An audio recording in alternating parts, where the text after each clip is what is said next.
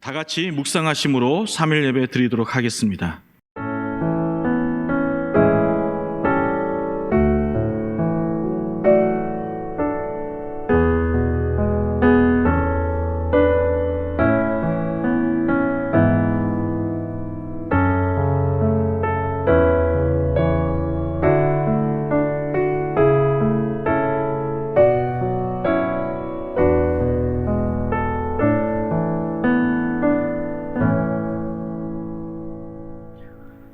찬송가 26장입니다.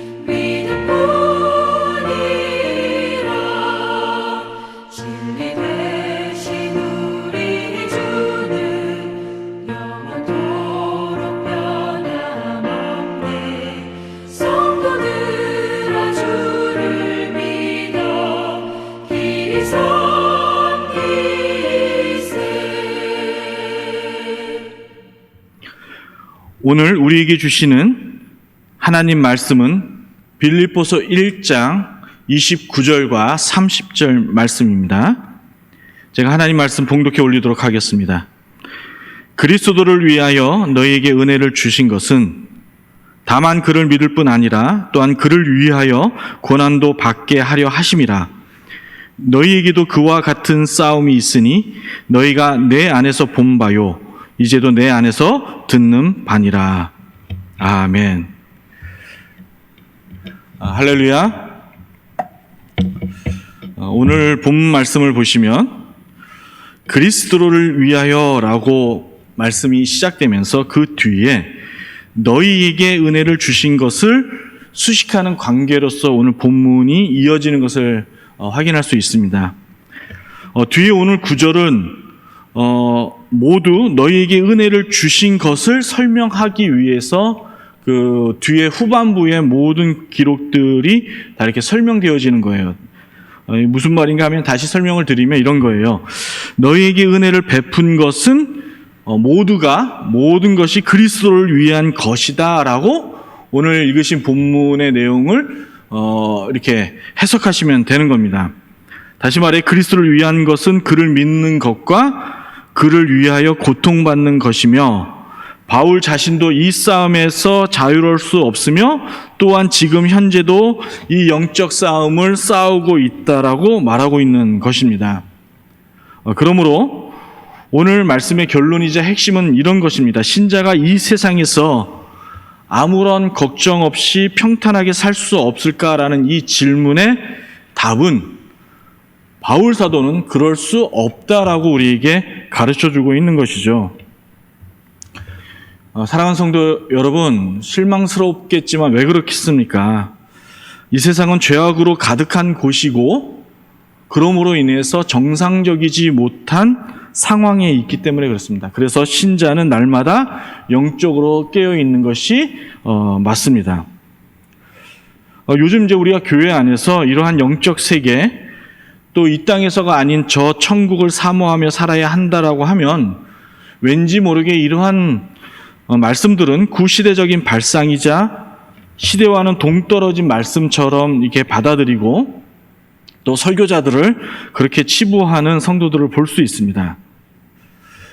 그러나 사랑하는 성도 여러분, 우리 기독교는 세상의 것을 논하는 공동체가 아닌 거죠.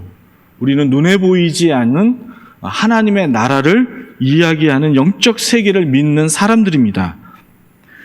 또한 우리의 소망은 이 땅이 아닌 하나님의 나라에 있는 줄로 우리는 믿습니다. 할렐루야. 그리고 여러분, 우리는 이 말씀을 통해서 우리의 믿음의 기준을 도대체 어디에 두고 살아야 될까라는 고민이 드는 것이고, 또한 우리의 신앙의 수준은 어떤 것으로 기준을 삼을 수 있을까라는 질문들이 오늘 이 말씀을 통해서 우리가 해볼 수 있는 겁니다. 그래서 오늘 이 말씀을 함께 나누는, 우리 영상을 통해서 함께 예배를 드리는 우리 성도님들께서는 잠들기 전에 우리의 믿음은, 또한 우리의 믿음의 기준은 도대체 무엇일까? 그리고 우리의 신앙의 수준은 어떤 것으로 기준을 삼을 수 있을까라는 것에 대하여 한번 묵상해 보시고 주무실 수 있기를 주님의 이름으로 축복합니다. 사랑하는 성도 여러분, 저 개인에게 있어서 사회생활, 직장생활, 적지 않는 이러한 직장생활들은 저에게 많은 가르침을 주었던 시간들이었습니다. 그리고 저는 이러한 시간들을 통해서, 이러한 경험들을 또 토대로 해서 저의 지금의 신학과 신앙을 만들어주는데 큰 도움이 되는 시간들이 과거에 제가 장기간, 적지 않은 시간 동안의 사회생활과 직장생활을 통해서 얻게 된 것입니다. 그러면서 직장생활을 통해서 제가 깊이 하나 깨닫고 도전받은 것이 있었는데, 그것이 무엇이냐면 나와 함께하는 사람이 어떤 사람이 진정한 나의 친구인지 아닌지를 제가 확인할 수 있는 실력들을 제가 직장 생활을 통해서 또 사회 생활을 통해서 제가 갖게 되었다라는 것입니다. 그리고 이 시간들을 통해서 내가 어려움에 있을 때에 나를 끝까지 믿어주고 함께 있어준 사람이 또한 진정한 벗이라는 것을 제가 확인할 수도 있었습니다. 그러므로 신자에게 고난은 결코 나쁜 것이 아니라는 것을 저는 좀 깨닫게 되었어요. 고난은 신자의 주변 사람의 그 내면을 깊이 볼 수 있는 좋은 기회가 신자에게 주어진 고난의 시간들이 아닌가, 그렇게 저는 또 생각해 봅니다. 여러분, 그러므로 신자인 우리가 참 신자인가를 확인해 볼 수 있는 기회는 바로 고난을 받아보면 알 수가 있는 겁니다. 욥처럼 말이죠. 어쨌든 고난은 힘들고 고통스러운 것입니다. 그러나 여러분, 신자는 고난을 단순히 물리적인 자극의 반응이라는 수준으로 생각하시면 안 됩니다. 그 수준을 넘어서 인간의 모든 고난은 그 근원이 어디서부터 시작이 되었느냐? 바로 죄에 대한 결과로부터 인간은 고난을 받게 되었다는 것을 이해하실 필요가 있습니다. 다시 말해, 고난은 단순하게 이 땅에서 물리적인 반응이자 물리적인 문제가 아니라 영적인 문제라는 것을 우리 신자는 볼 수 있어야 된다는 것이죠. 창세기 3장 16절과 15절과 16절에 보면 이런 말씀이 있습니다. 또 여자에게 이르시되 내가 내게 임신하는 고통을 크게 더하리니 내가 수고하고 자식을 낳을 것이며 너는 남편을 원하고 남편은 너를 다스릴 것이니라 하시고, 아담에게 이르시되 내가 내 아내의 말을 듣고 내가 내게 먹지 말라 한 나무의 열매를 먹었은즉 땅은 너로 말미암아 저주를 받고 너는 내 평생에 수고하여야 그 소산을 먹으리라. 창세기 이 말씀을 통해서 고난은 결국 인류의 죄의 결과물이라는 것을 우리가 확인할 수 있는 것이죠. 다시 말해, 나와는 전혀 상관없는 것이 아니라는 겁니다. 그래서 우리는 이러한 말씀을 통해서 우리 신자가 받는 고난에 대한 문제들을 깊이 묵상하고 생각해 보아야 하는 것이죠. 그런데 이제 아까도 말씀드렸지만은 현대 교회의 이 문제는 영적인 문제에 대해 이제 민감하지 못하고 예민하지 못한 데 있어서 오늘날 교회 안에 영적인 싸움에서 지고 있는 것이 아닌가라는 생각이 듭니다. 뿐만 아니라 아예 이러한 것들을 부정적으로 바라보는 시각들을 많은 이렇게 이제 SNS 상에서 제가 볼 때가 있습니다. 그럴 때마다 너무도 안타깝다는 마음이 듭니다. 그런 의미에서 오늘 말씀이 우리에게 어떠한 도전을 주고 있는지 한번 좀 생각해 봤으면 합니다.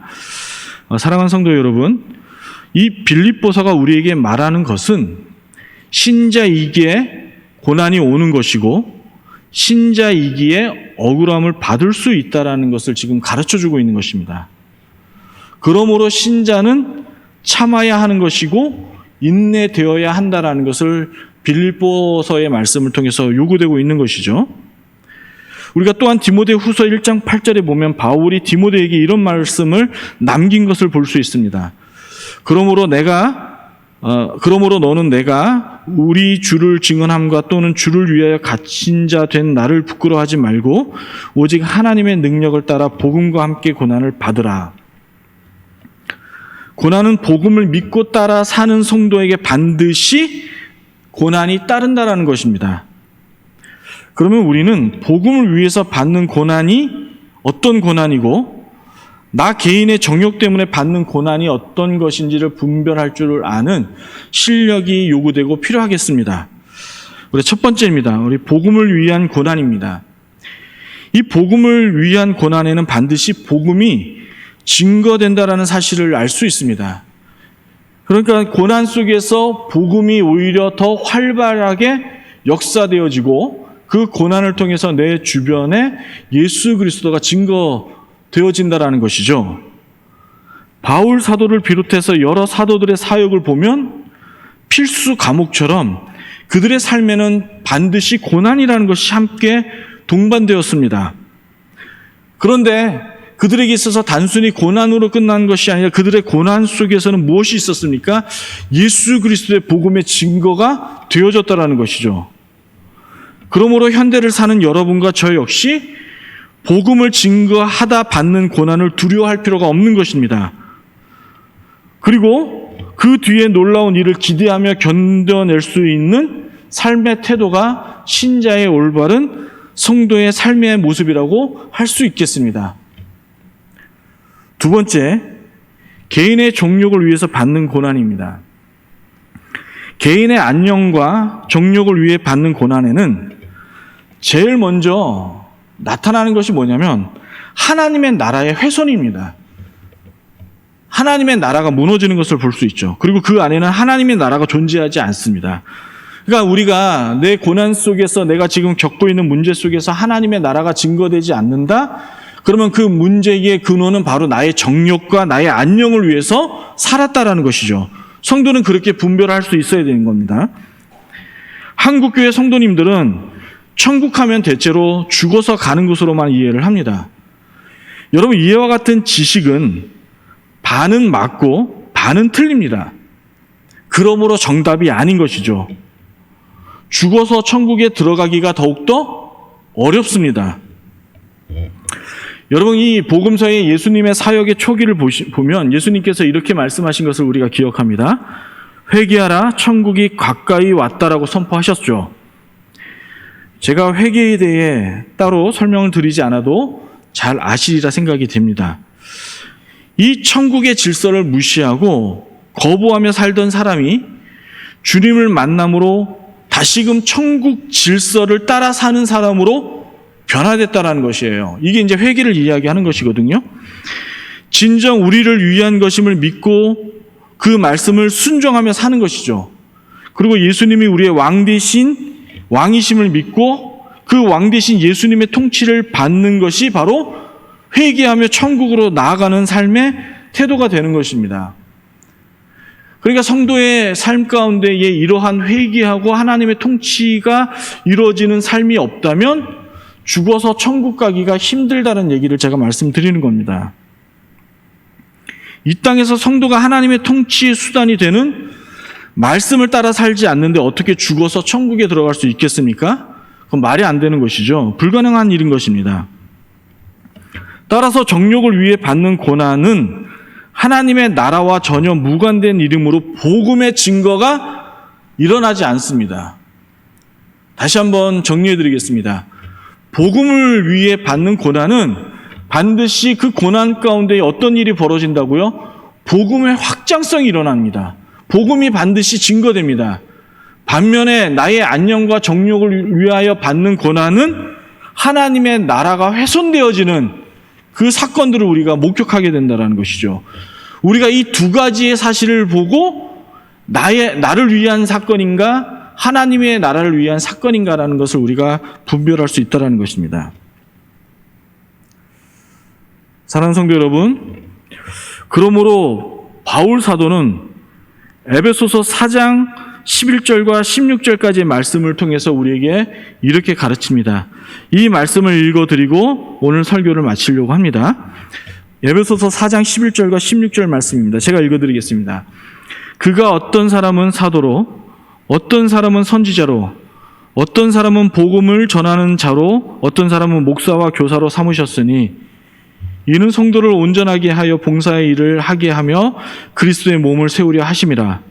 우리가 다 하나님의 아들을 믿는 것과 아는 일에 하나가 되어 온전한 사람을 이루어 그리스도의 장성한 분량에 충만한 데까지 이르리니 이는 우리가 이제부터 어린아이가 되지 아니하여 사람의 속임수와 간사한 유혹에 빠져 온갖 교훈의 풍조에 밀려 요동하지 않게 하려 함이라. 오직 사랑 안에서 참된 것을 하여 범사에 그에게까지 자랄지라. 그런 머리니 곧 그리스도라. 그에게서 온 몸이 각 마디를 통하여 도움을 받음으로 연결되고 결합되어 각 지체의 분량대로 역사하여 그 몸을 자라게 하며 사랑 안에서 스스로 세우니라. 우리 함께 기도하시겠습니다.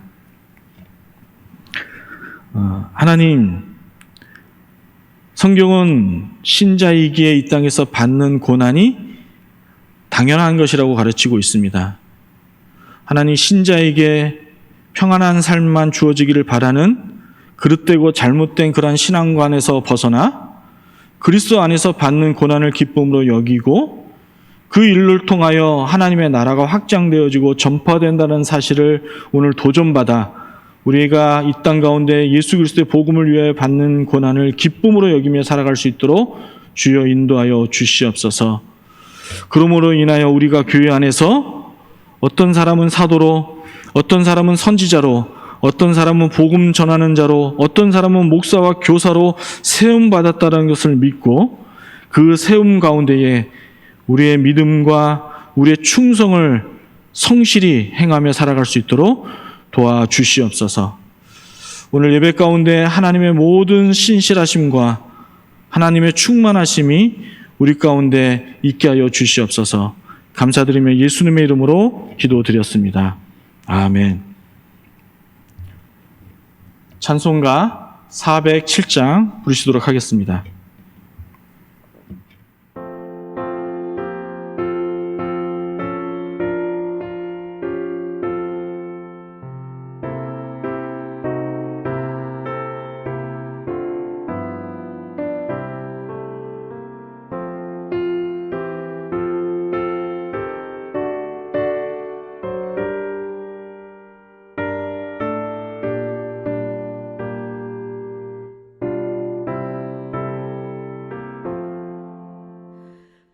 언제나